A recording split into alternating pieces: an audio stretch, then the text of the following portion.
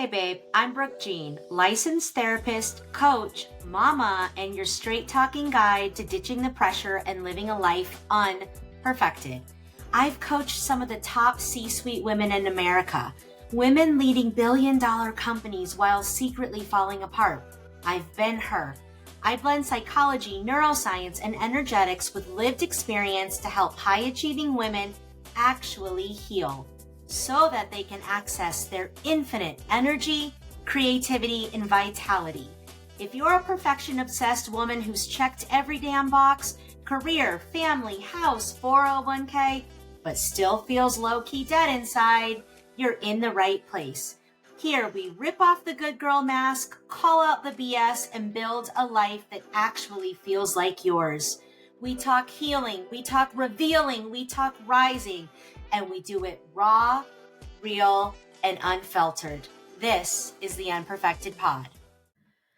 Hey, you beautiful mama. Welcome back to the Unperfected Pod. I'm Brooke Jean, your host, and like always, I'm so happy and grateful that you're here. Today's episode is going to be a vulnerable one. I want to speak to those of you that have been suffering with your mental health for a long time. Where are my mental health warriors? Come forward, come forward, come forward. Mental health is a topic that is so grossly misunderstood, and there is still so much stigma around it. And yet, so many people I know struggle with something in their mental health. And some of the most successful people, some of the most jovial people, some of the most quote unquote happy looking people who seem like they have it all together are fighting internal battles that no one will ever know about. And so, because I'm on a mission to unperfect our lives, which really is about embracing our messy, it's about looking at all of ourselves, especially the parts that we carry shame around, and bringing them to the light so that we can meet them with love and compassion and acceptance and then do something about it. And the mental health struggles that I've suffered with off and on throughout my entire life, they never really fully go away. And so as a mental health professional, as a mother, as a woman who has been on that journey with you, I want to share some things that I've learned in my life and in my profession about mental health struggles, specifically depression and anxiety today. And I want to share some things that are helping me right now. Some of the things that I am actively choosing to do day in and day out to walk with the mental health struggles that exist in my world. The first thing is, again, people have this like misconception about what mental health looks like. And they assume that depression means you can't get out of bed. And I will tell you that I have many, many, many, many, many, many, many, many, many, many days where I don't want to get out of bed. And maybe you have experienced that too. And I can be doing all the right things. I can be taking the medication. I can be going to therapy. I can be doing my morning ritual. I can be doing work that makes me alive and aligned. I can be being the mom I want to be. And like things can be good in my marriage. All the things can be going right. And I can still have days that I don't want to get out of bed. But I do. And I don't know what that is. I don't know if that's the difference between functioning depression and whatever. But some of us are still getting out of bed every day. And we are still showing up for the people that we love. And we are still bringing our best. And we are still being someone that you could look up to and admire. But nobody knows the battles that you go through to get your fanny up and out of bed every day, to manage your mind and all the scary things your mind tells you on repeat, on repeat, on repeat. Like, how many of you have a mind that tells you such disturbing things that you've literally thought, am I crazy? Am I actually crazy? This is your reminder, babe, that you're not. We are not our thoughts. Our thoughts can say the scariest and most disturbing things. Do not make that mean something about you, but we are not our thoughts. People might not see the heaviness that's in your body.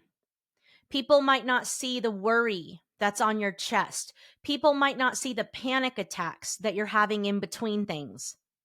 People might not see the tears that just suddenly flood you at any given time, and you're not even sure why. People might not see that deep ache in your body that says, I am so tired. I don't want to do this anymore. And while all of that, my love, is so real, and I want you to know that I see you and I know how hard it is. I know how hard it is to keep going. I know how hard it is to keep showing up. I know how hard it is to walk through life with your depression and your anxiety, and your mental health condition, and all the beautiful responsibilities that you've acquired throughout your life, like your family and your work and your team and your business and your friends and your hobbies, right? I know how hard it is. And if there's anything that I've learned, I know that it doesn't disqualify you from living a beautiful freaking life. So, yes, you might have dark thoughts. Yes, you might have paralyzing moments and periods of time. Yes, you might have a yearning to run away or give up. And you get to live a beautiful life. You get to have dreams that are big and audacious. You get to experience love and abundance in whatever way you desire. And so, one of my messy things that I openly own is my mental health struggle, because I don't believe it disqualifies me. I know who the fuck I am because I've looked at the darkness. I've learned to walk with it. It's a part of me, but it's not all of me. I have parts that are depressed. I have parts that are controlling and anxious. I have parts that are addictive, but they do not run this ship. My higher self, my soul, my spirit, what I call in my body of work, my inner CEO does. And so I get to be a good mom. I am a good therapist. I am a great coach. I am a good friend. I am a good boss. Like, I can do the things I want to do while I'm walking. And my hope is that by sharing openly my struggles, I'm showing you that it's possible. Sure, there might be some people that judge me. There might be some people that say, why are you sharing your story? There might be some people that might say, this might make people question. Those aren't my people then. My people are the women who know what the struggle is.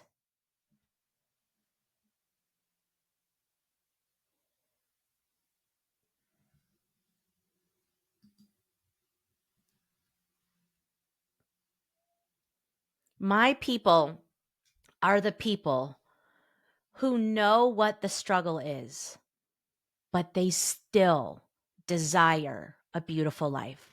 And so they know she's just being real. She's just being honest. She's just paving a path for us.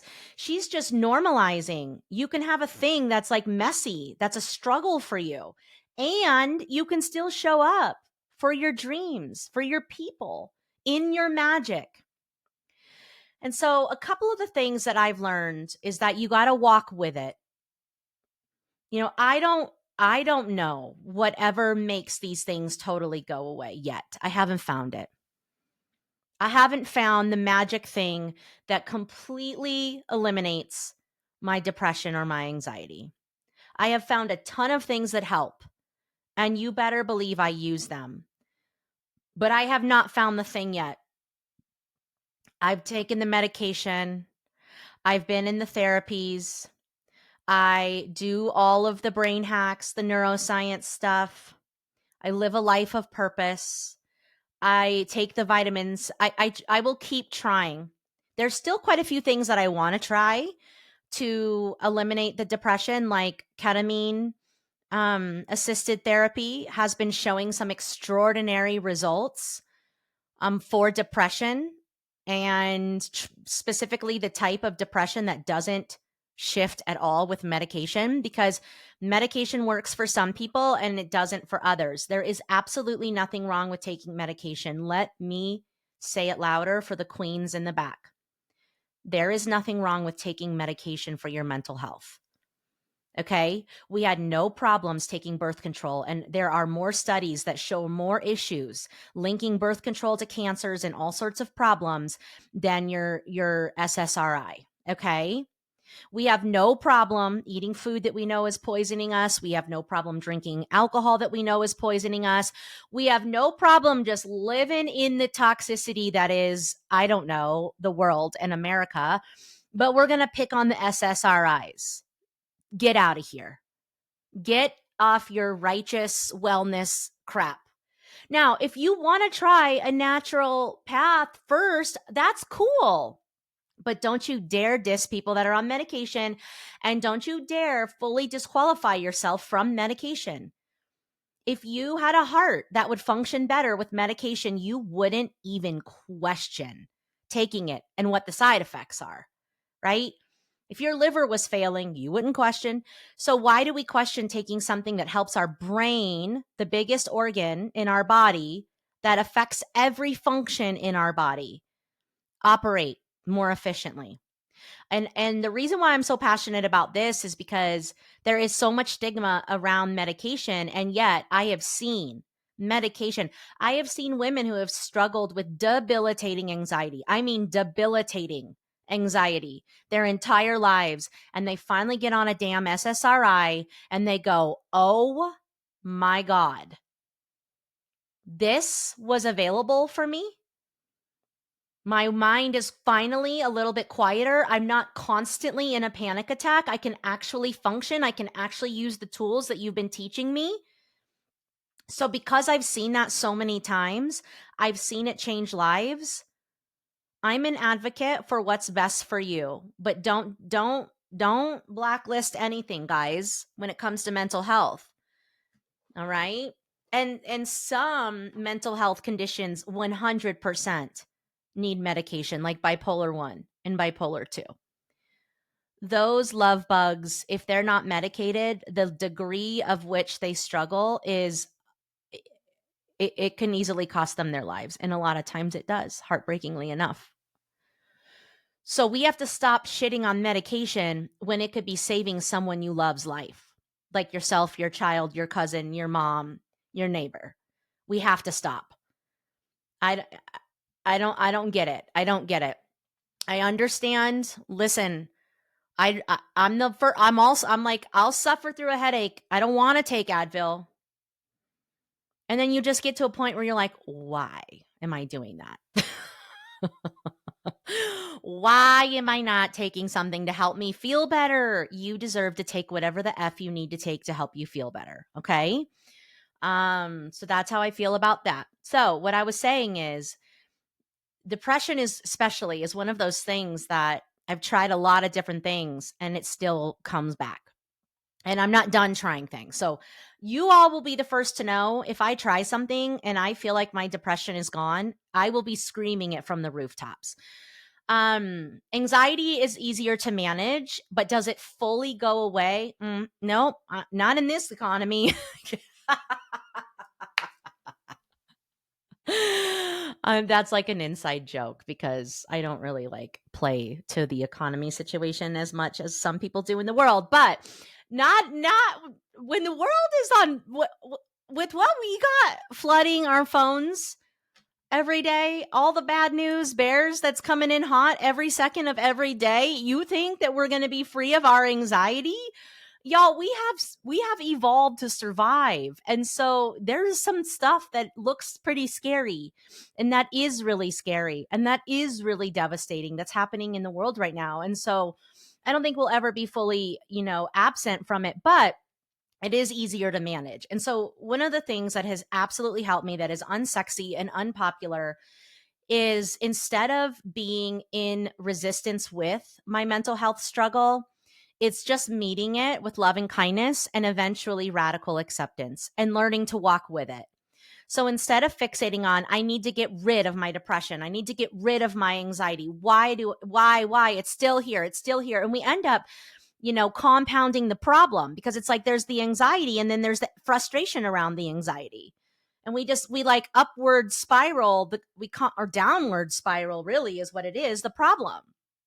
And I've found that saying, okay, I'm going to walk with the depression. It's just a part of me. There's also a part of me that doesn't have it. My heart, my spirit, my intuition, my soul, the part of me that is little and playful. Like, there's parts of me that I don't think have the depression. So I learned to walk with it. And what I realized with that is, the second that I named it, it got lighter. The second that I started talking about it, it got lighter. And then when I started accepting it and walking with it, it got lighter. Did it make it go away? No. But did it get lighter? Yes. And that is what we're talking about. And then when things are lighter, because you've accepted it, well, then maybe you start taking a medication and it helps you. Or maybe you start getting up and doing a daily walk 20 minutes a day that will severely help your depression. Maybe you finally do, get the vitamin or the protocol or whatever for your diet to see what's going to help your mental health with your gut health. Like, whatever it is, it's like the decision to accept it makes it a little bit lighter, which then clears up some energy to maybe take a step, because depression and anxiety can be so heavy and so debilitating that you can't take the step that you need to take to help yourself. That is so real right there. And we need to have compassion for that. There are so many days when I know exactly what I need to do to feel better, but I can't. Because the little bit of energy that I have is going to go to my kids and my clients. That's it. My kids and my clients. That's all I got. So if you want me to muster up some energy for my mental health beyond that, sometimes I can't. A lot of times I can. So learn to walk with it, my loves. It's a part of you. It's not all of you. And may that compassion and acceptance free up a little bit of energy to then take another baby step and use some of the tools that I'm going to give you today. So aside from acceptance and integration, the next thing, and just how I feel about medication, the next thing is talking about it. So I do believe therapy helps, because when you suffer in silence, that just brews an energetic storm inside that becomes all sorts of different problems, like inflammation. So just talking to someone about the scary thoughts that you have, someone who will not judge you, who gets it, someone who's going to keep it confidential. That's healing, guys. That's helpful. Whether it's in therapy or whether it's with someone you trust and love, but talking about it, moving it out of your body, that helps. Do you know how many people suffer in silence and then they're gone? Talking about it helps. I will always be an advocate for talk therapy. I don't care how many fancy new modalities there are. And I'll try all the fancy new modalities, because you know me, I like to have about 14 in my tool belt. But I will always advocate for talk therapy, because sometimes just getting into a damn therapy office or into a telehealth room on Zoom with someone who is just going to witness your truth will save your life. And nobody can convince me otherwise. Sometimes that's the first step. And then maybe you talk and you're starting to heal, and then you want something, more advanced, like EMDR or brain spotting or somatic work, or I don't know, ayahuasca. I don't give a shit. But what I'm telling you is there's something to be said about not suffering in silence and speaking your truth and being witnessed and still being regarded in a beautiful, loving, healthy way. Like, you are precious. You are precious and you deserve to be reinforced. You deserve to be reminded of that. And sometimes just being seen by someone and not rejected, but accepted, that creates a big opening for people. That's a corrective experience for people. Okay. So I'll always be an advocate for talk therapy. And I'll always do some therapy. I don't care how big the business gets. I'll always have at least a handful of clients because that's how powerful therapy is. And that's how privileged I feel to be a therapist, to be witnessing people. I'll never stop seeing clients. I'll always have a handful. Um, okay. Beyond that, what are some things that I'm doing right now that are helping me? Guys, a 20-minute walk. I know that's annoying. I know it's annoying when we're struggling and we're either paralyzed in anxiety and spinning out and feeling like we don't have time for a walk. We need to go get things done to get them off our list. Or when we are stuck in depression, a 20-minute walk feels really hard. I don't care if you don't put a bra on and you don't even put shoes on, and you walk your fanny outside and you face the sun and you take a deep breath in and you walk around the block. And then maybe that leads to next time you put your shoes on and you walk around the block. And then maybe next time that turns into you put your shoes on and you walk around the block 2 times. And then it's you put in some headphones and you listen to bilateral music or something calming or soothing or something that makes you feel good about yourself, like a podcast. I don't care. And you walk longer. But a 20-minute, there's a ton of research that shows a 20-minute walk does so much for us, mind, body, and spirit. So much. We got to move the energy out of our body. We got to go outside and get fresh air. We got to get the vitamin D from the sunlight. We got to get the elements of nature. We got to remember that we're alive by taking a deep breath and smelling the smells of outside. Like, it is powerful. And the hormones that release make you feel better. And when you walk for 20 minutes, you complete your stress cycle. And when you walk for 20 minutes, you birth new brain cells, new neurons. And so there's so many benefits of walking for 20 minutes outside. If you can make that happen, my loves, that's life-changing. So another thing that's helpful for me is my morning ritual. You guys have heard me talk about this forever. It's been a life changer. I don't wake up happy and ready to go. It's a journey to get to where I'm ready to be the woman I want to be and I know I'm meant to be. And so that looks like hot lemon water. When my hot lemon water is cooling down, I'm doing a meditation or a breath work outside in my swinging chair with getting my natural sunlight in my eyes, which is also really important for your mental health. And I slowly make my way, and then I walk my fanny slow to my office and drink my hot lemon water. And I take my vitamins and I drink my green juice and I tell myself that that's cleansing my body and helping me feel good.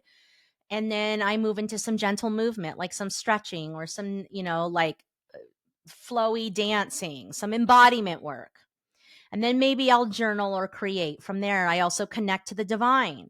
So as that sun is beaming down on me, I'm imagining that's God, Mother Nature, the universe, my angels, my ancestors, my spirit squad holding me in light and supporting me and saying, never give up, Brooke. You are here on purpose.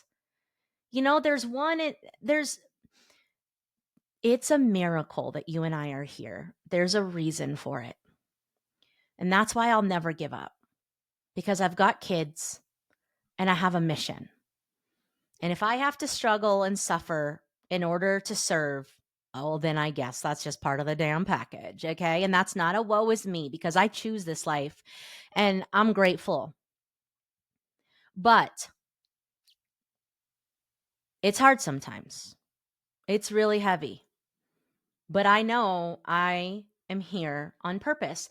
And so when I connect to the divine and I just imagine that beautiful white light pouring into my head and melting down the depression and the scary thoughts and opening up my heart and reminding me of who I really am, which isn't a sad person, which isn't a scared person, which isn't a broken person, but is like a love and light and a gift. And then I like connect to the earth and I just start to let the divine pour into me. And these are things that help my mental health. So whether you like meditation or breath work or prayer or dance or some sort of, it doesn't matter. Like start playing with some and see what resonates. But you got to give it 30 days before you kick it to the curb. You got to try meditation for 30 days before you kick it to the curb. If you are struggling with anxiety, I highly recommend the meditation and the daily walk. If you are struggling with depression, I highly recommend some sort of embodiment movement practice and creative practice like journaling, writing music, dancing, painting, right? So that morning ritual has a couple coping skills, like a couple tools in there for me. And so for you, it's about pulling together the ones that you resonate with and that you like. Like I'm just sharing what works for me. The next thing is living a life of purpose. You know, doing this work makes me feel alive. Spending time with the people that I love makes me feel alive. What are the things that make you feel alive? You got to prioritize them. Period. Because your mental health matters. Not because it's a nice to have, because it's an essential. So, what is meaningful to you? What makes you feel like you're contributing? Is it in your home? Is it in your family? Is it in your work? It doesn't matter what it is. And let's stop judging each other for that. What makes you feel purposeful? Do that. You know, when I'm recording this podcast, I'm not feeling my depression right now. When I'm sitting with clients, it's like one of the things I love about it is it gets to be about them and not about me. I can't possibly be worrying about me, thinking about me, feeling about me, entertaining my scary thoughts when I'm sitting fully present with another human being. I don't feel the depression and anxiety when I'm on a stage waking women up. I don't feel depression when I'm at the park with my kids. I don't feel it when I'm at a music concert of my son's. I don't feel it when I'm hiking in nature. I don't feel it when I'm jumping the waves in the ocean. I don't feel it when I'm dancing. Notice when you feel meaning and purpose. Like we were meant to be of service. And I know, like, gosh darn it, when you're not feeling good, to be of service is hard. But listen to me. I'm telling you, these are the things that have helped me. Showing up for others helps me feel better because it gets me the hell out of my own head. So thank you guys for that. Thank you so much for that. I get to be in your story. And being in your story and guiding you in any way does something for my heart. And your heart is medicine. So do things that make you feel alive, meaning and purpose, even if it's in the smallest things, even if it's in feeding your family. There's so much meaning and purpose in that. Even if it's in showing up for work and being there for a team member, so much purpose in that. Volunteering in your kids' classroom, so much purpose in that.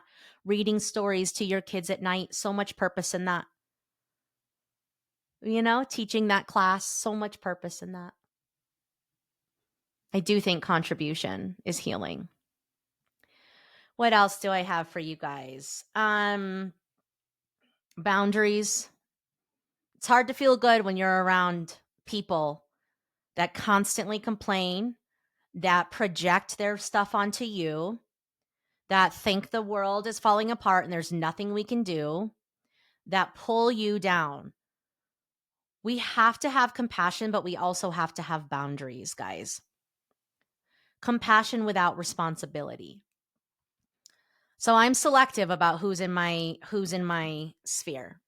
Somebody that wants to just complain and complain but never take action, and isn't doing anything to help themselves, I don't have the space. If I'm struggling to give my husband some energy, I don't have the energy for that. Okay. People that just talk shit about others and gossip. Nope. No, no, that does not make me feel better. It might temporarily. It might temporarily, but it always backfires. We got to get our dopamine in different ways. Okay. Gossiping, talking shit, scrolling on the internet, drinking, binging, shopping, gambling, sexting, all those things that we do to grab a hit of dopamine to help ourselves feel better.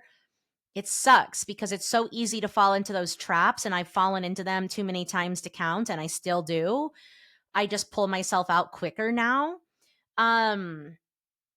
You pay for it on the back end.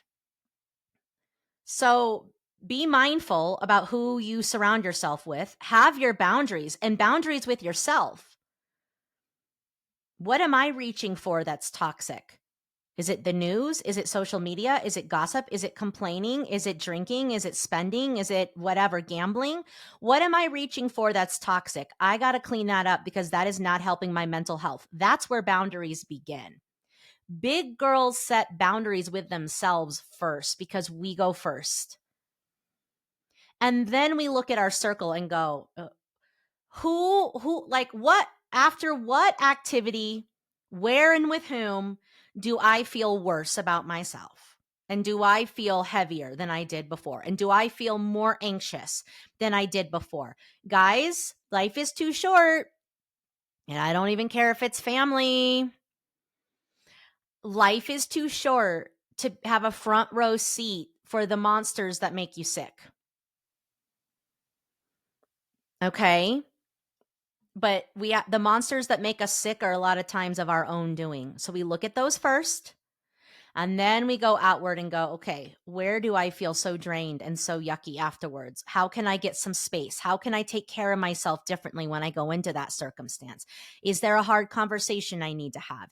Is there a limitation I need to set? Is there a way that I can take care of myself differently before, during, and after having to be around these people? Whatever it is. Okay.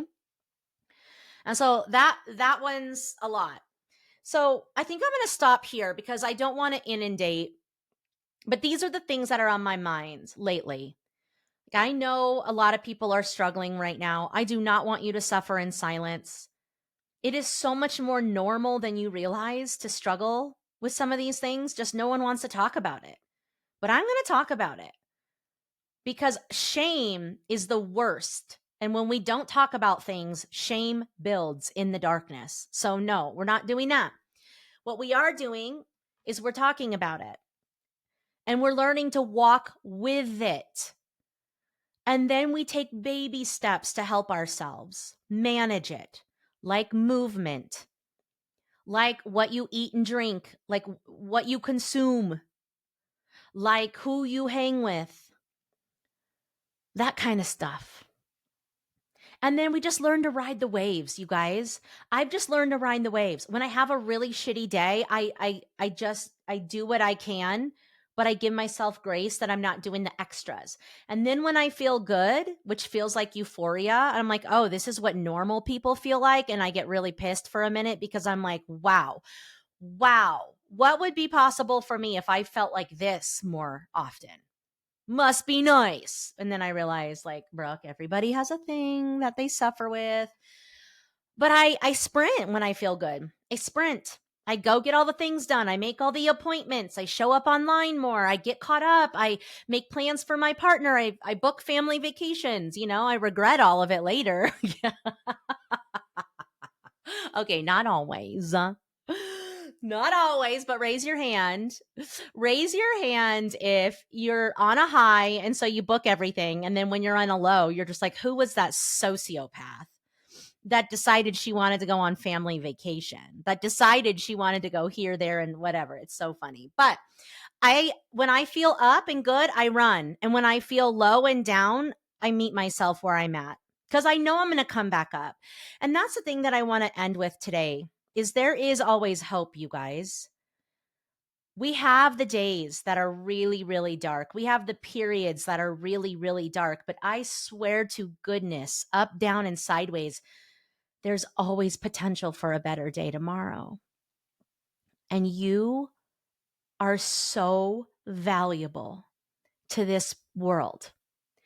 And you are so worthy of living a beautiful life. We just got to learn to walk with some things that are kind of heavy sometimes.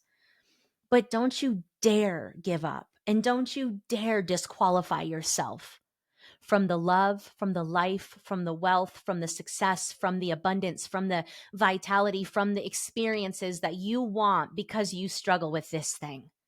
Don't you dare. Those of us that are mental health warriors, we're some of the biggest badasses on the planet because of what we hold that nobody knows, because of the deep way that we feel, because of the compassion that we have, because of the tenacity in us that allows us to pull from an empty well of strength to keep showing up. But keep showing up, babe, because you're here for a reason. And your life is so valuable and you are so precious. And I love you. And do not suffer alone. Okay. So I hope that you found one little nugget in this chit chat today. Put it in your back pocket, weave it into your world, and just know that I love you. I'll see you same time, same place next week. Bye for now. Hey, boo, if you made it this far, I know you're serious about healing, revealing, and rising, living a life unperfected. Just by showing up, you're telling the universe, I matter, I'm ready. So don't be surprised if things start shifting in your favor. If this episode moved you, do me a favor, rate and review the podcast on Apple or Spotify. It helps us reach more high-achieving, high-performing women who are ready to stop pretending and start living. And if something really landed, DM me on Instagram at BrookeJeanUnperfected or share a clip and tag me. I want to see what's moving through you. And hey, don't forget, you can watch this episode on YouTube and join my brand new VidMe membership for exclusive content, coaching, and community for only $35 a month. We're not just talking about rising, we're doing it together.